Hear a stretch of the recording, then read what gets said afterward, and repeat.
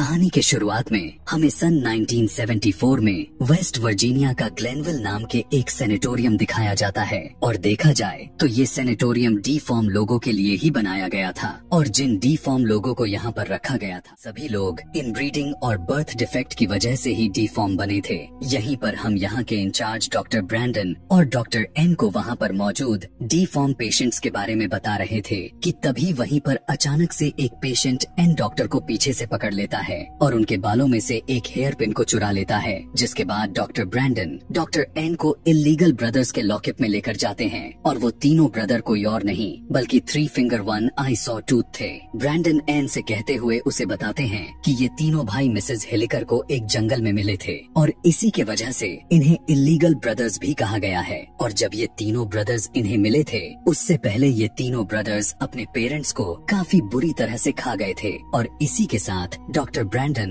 उन्हें आज तक का सबसे खतरनाक पेशेंट भी कहता है। हालांकि वे तीनों अभी बच्चे थे लेकिन उनके खतरनाक होने का दावा ये है कि एक ने तो अपनी 2 उंगलियां ही चबा गया होता है और वही तो था 3 फिंगर जिसे हमने पिछले पार्ट में देखा था, और दूसरे ने तो अपनी एक आंख को निकाल कर खा लिया होता है और उसी का नाम 1 आई होता है। और तीसरा तो बहुत ही खतरनाक था जो अक्सर वो अपने दांतों को दीवारों के साथ काफी अजीब तरीके से घसीटता रहता था और इसी के वजह से उसका नाम सॉ टूथ रखा गया था। और यह बात यहीं तक नहीं खत्म होती है, उसने तो कई सारे पेशेंट को काटकर काफी बुरी तरह से जख्मी कर दिया। सुनकर डॉक्टर एन पूछने लगती हैं कि ये तीनों इतने सारे पेन कैसे सह लेते हैं। इस बात को सुनकर डॉक्टर ब्रैंडन उन्हें बताते हैं कि इनको तो तकलीफ महसूस ही नहीं होता, जिसके बाद वे दोनों वहाँ से चले जाते हैं। उनके जाते ही जिस पेशेंट ने डॉक्टर एन के बालों से पिन को चुराया था वो उस पिन खोलने लग जाता है, लेकिन वो ऐसा नहीं कर पाता क्योंकि उसके पास इतना दिमाग नहीं था जो उस लॉकर को आसानी से खोल सके।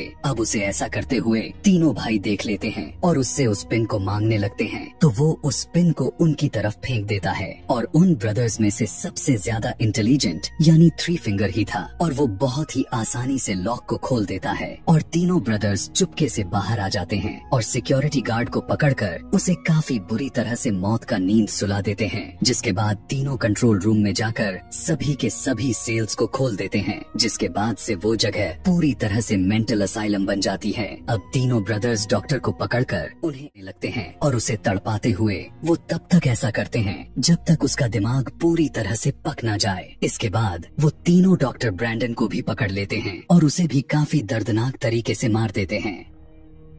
जिसके बाद हमें बताया जाता है कि 29 साल गुजर गए हैं, जिसके बाद हमें 9 स्टूडेंट्स को दिखाया जाता है। इस समय ये सभी लोग स्नो को काफी अच्छे से एंजॉय कर रहे थे। इन सभी को अपने फ्रेंड के केविन में जाना था, लेकिन आगे जाते समय ये सभी लोग अपना रास्ता भटक जाते हैं। रात भी होती है और बहुत ही खतरनाक तूफान में वे सभी बुरी तरह से फंस जाते हैं कि तभी उन्हें वहाँ पर एक बिल्डिंग नजर आती है। और जब इन्हें कहीं पर जाने का मौका नहीं था तो सभी लोग उसी बिल्डिंग की तरफ चल पड़ते हैं, लेकिन उन्हें यह नहीं पता था कि वहाँ उस बिल्डिंग में जाने के बाद उन्हें कितना, और यह बिल्डिंग कोई और नहीं बल्कि वही वेस्ट वर्जीनिया के ग्लेनविल सैनिटोरियम ही था जहाँ पर वो तीनों भाई रहा करते थे। अब जैसे ही ये सभी वहाँ उस बिल्डिंग के अंदर जाते हैं तब इन्हें पता चल जाता है कि ये तो एक हॉस्पिटल था। जिसके बाद वे आग जलाते हैं और बड़ी आराम से बैठ जाते हैं, लेकिन अब वे सभी आराम से बैठने वाले तो बिल्कुल ही नहीं थे, क्योंकि ये सभी अपने घर से निकलने से पहले डिसाइड किया था कि हम सभी जहाँ पर भी जाएंगे, चाहे वो जो भी जगह हो,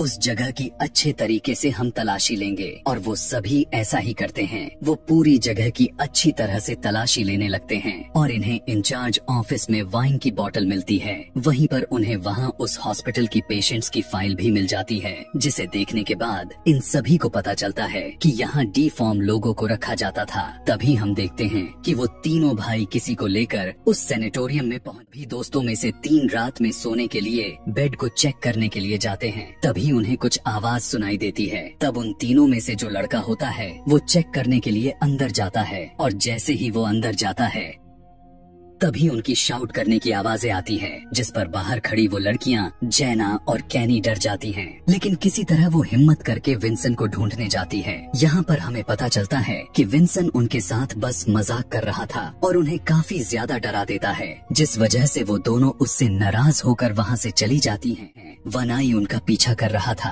उन दोनों लड़कियों से माफी मांगने के लिए विंसन अकेला ही जनरेटर को ढूंढने चला जाता है और उसे जनरेटर मिल भी जाता है और उसे ऑन कर देता है। अब क्योंकि वे सभी अमेरिकन स्टूडेंट्स थे और उनके टीम का रूल्स यह था कि जब लाइट आएगा तो वो सभी यहाँ पर पार्टी करेंगे, और वो सभी बिल्कुल ऐसा ही करते हैं और पूरे हॉस्पिटल में हलचल करने लगते हैं, शोर मचाने लगते हैं। लेकिन यह सब करते हुए उन्हें यह नहीं पता था कि कोई उन पर नजर रख रहा है। पार्टी करते करते जगह पर पहुंच जाते हैं जहां पर उन्हें एक फिल्म रील मिलती है, जिसके बाद डेनियल उसे एक प्रोजेक्टर में डालने के बाद उसे प्ले करता है। उस फिल्म में दिखाया जा रहा था कि उन हिलीकर ब्रदर्स पर सबसे ज्यादा स्ट्रीम टेस्ट किए जा रहे थे। वो फिल्म देखकर लॉरेन कहती है उसका भाई इसके बारे में बड़ी खौफनाक कहानियां बताता था। वो सबसे कहती है कि वो लोग बड़े खतरनाक थे और लोगों को काफी बुरी तरह से मार कर खा जाते थे, लेकिन यहाँ पर किसी को उसकी बातों पर विश्वास नहीं होता। जिसके बाद सभी सोने के लिए चले जाते हैं। रात को सब लोग अपने अपने रूम्स में सो रहे होते हैं, लेकिन विंसन को नींद नहीं आती और वो उसी हौस कर देता है। वो देखता है कि उसके सामने कोई पीछे मुंह करके खड़ा हुआ था और वो उसका वही फ्रेंड बॉटर था जिसके केविन में इन्हें जाना था। जब वो उसके पास जाता है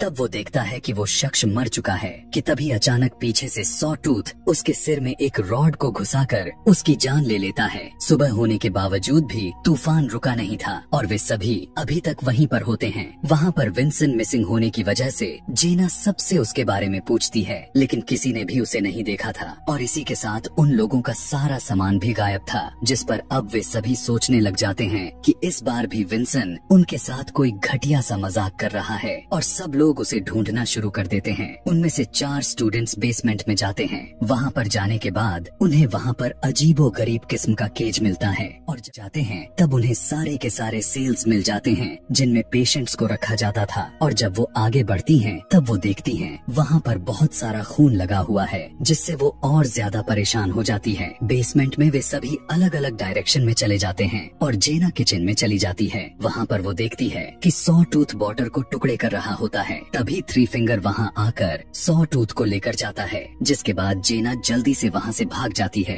और वो सभी लोगों के पास आकर उन्हें बताने की कोशिश करती है कि तभी बॉन के सामने आकर गिरता है। तब केनिया उसे चेक करने जाती है और जैसे ही वो उस कपड़े को खोलकर देखती है तब वो देखती है कि उसमें बॉटर का कटा हुआ सिर होता है। अभी वे सभी सही से संभले भी नहीं थे कि तभी वो तीनों भाई बालकनी से एक वायर को नीचे करके क्लेयर के गले में फंसा लेते हैं और उसे ऊपर खींचने की कोशिश करते हैं, जिसके बाद कायल उसे बचाने की कोशिश करता है, लेकिन वो उसे बचा नहीं पाता और उसका शरीर खून से लथपथ हो जाते हैं और उसका सिर धड़ से अलग होकर उसके ऊपर गिर जाता है। अब सभी यह देखकर हताश जाते हैं और वहाँ से भागने की कोशिश करते हैं, लेकिन उनकी स्नो वाली व्हील्स चल नहीं रही थी क्योंकि वे तीनों भाइयों ने पहले से ही इनके स्पार्क प्लग को निकाल दिए थे। अब उन्हें कुछ भी समझ में नहीं आ रही थी कि क्या जो कि स्की चैंपियन थी। तब वो डिसाइड करती है कि वो स्की करते हुए हेल्प लेने जाएगी, जिसके बाद वो मदद लाने के लिए वो वहाँ से चल देती है। यहाँ पर बाकी सभी के पास गर्म कपड़े नहीं थे और वो उस तूफान में भी नहीं खड़े रह सकते थे और अब वे सभी इंचार्ज ऑफिस में खुद को लॉक्ड करने का डिसाइड करते हैं। वो जल्दी से भागकर ऑफिस में जाते हैं और अंदर से खुद को लॉक कर लेते हैं अपनी सेफ्टी के लिए। उनके पास कुछ नहीं था, हालांकि बेसमेंट में उन्होंने बहुत सारे औजार भी देखे थे और इसीलिए कायरा बेसमेंट ने जाते हैं और वहाँ पर थ्री फिंगर उनके पीछे पड़ जाता है और वो जल्दी से जाकर केज में छुप जाते हैं। और जब थ्री फिंगर वहाँ से चला जाता है तब वे सभी वहाँ से बहुत सारे हथियार को लेकर भाग जाते हैं।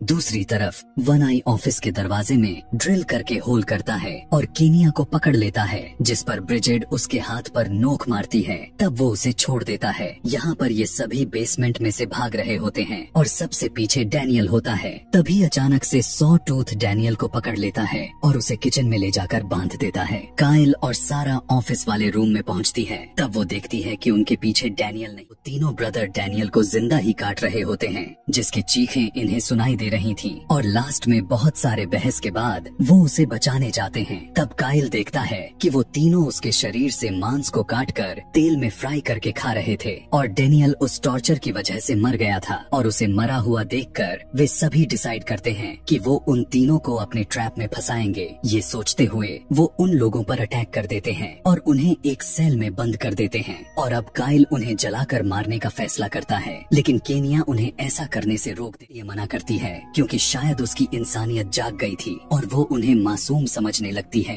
वो सभी काइल को उन पर पहरा देने को बोलकर खुद सोने के लिए चले जाते हैं। यहाँ पर हमें पता चलता है कि बदकिस्मती से वे तीनों उसी सेल में लॉक होते हैं जो आज से 29 साल पहले लॉक्ड थे। और सबसे अजीब बात तो यह थी कि जिस पिन से उन्होंने लॉक को खोला था वो पिन अभी भी वहीं पर पड़ी थी। और जब काइल की आंख लग जाती है तब थ्री फिंगर अपने कलाबाजी से लॉक को खोल लेता है और बाहर आते ही सॉ टूथ काइल को पकड़ लेता है। और जब केनिया काइल को देखने के लिए आती है तभी अचानक से जनरेटर बंद हो जाती है और हर तरफ अंधेरा हो जाता है और वहाँ पर काइल है और न ही वो तीनों सेल में होते हैं। जिसके बाद वो वापस आकर सभी को बताती है और तभी कोई दरवाजे पर आ जाता है और उसका फेस कवर होता है और सभी डर कर समझने लगते हैं कि ये शायद थ्री फिंगर है जिसको वो बड़ी बेरहमी से मारने लगते हैं और मार मार के उसकी जान ले लेते हैं। और जब वो सभी उसके फेस को देखने की कोशिश करते हैं तब वो देखते हैं कि वो तो उन्हीं का दोस्त काइल होता है जिसे सभी ने मिलकर थ्री फिंगर समझकर मार दिया है और उसकी जुबान भी कटी हुई थी। उसे देखकर सभी वहाँ से भागने की कोशिश करते हैं, लेकिन अब तीनों भाई बुरी तरह से उनके पीछे पड़ जाते हैं। भागते भागते वे सभी उसके रूम तक पहुँच जाते हैं। का सामान भी रखा गया था।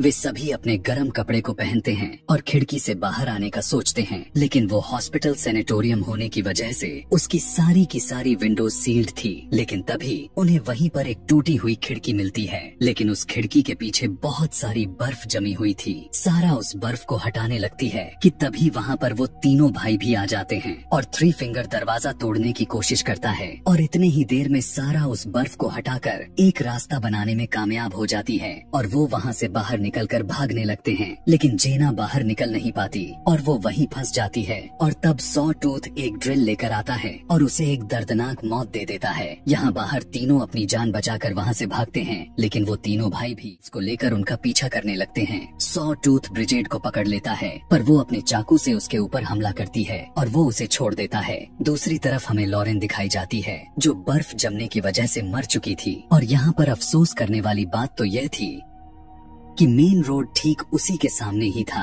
जो तूफान की वजह से उसे नजर नहीं आया और वो वहीं पर मर गई। और यहाँ पर अब सिर्फ केनिया और सारा ही बचे थे और केनिया अपनी जान बचाकर भाग रही थी और वन आई उसके पीछे पड़ा था। अभी वो केनिया को पकड़ी तभी सारा उसे मारकर स्नोविल से नीचे गिरा देती है और दोनों अपने स्नोविल्स लेकर वहाँ से चली जाती है। अब वो दोनों बहुत खुश होती हैं क्योंकि दोनों ने यह सब कुछ प्लान करके किया था। वो इतना ज्यादा खुश होती है कि वहाँ पर लगे हुए वायस उन्हें नजर नहीं आता और उन दोनों का सिर धड़ से अलग हो जाता है। जिसके बाद थ्री फिंगर वहाँ पर आता है और उन दोनों का सिर उठा कर ले जाता है और उन दोनों की बॉडी वहीं पर पड़ी रहती है और यहीं पर यह कहानी समाप्त हो जाती है। इस मूवी का अगला पार्ट यानी पार्ट 5 देखने के लिए कमेंट में पाएं। अगर आप चैनल पर नए हैं तो सब्सक्राइब करके बेल नोटिफिकेशन को ऑन करें। Thanks for watching.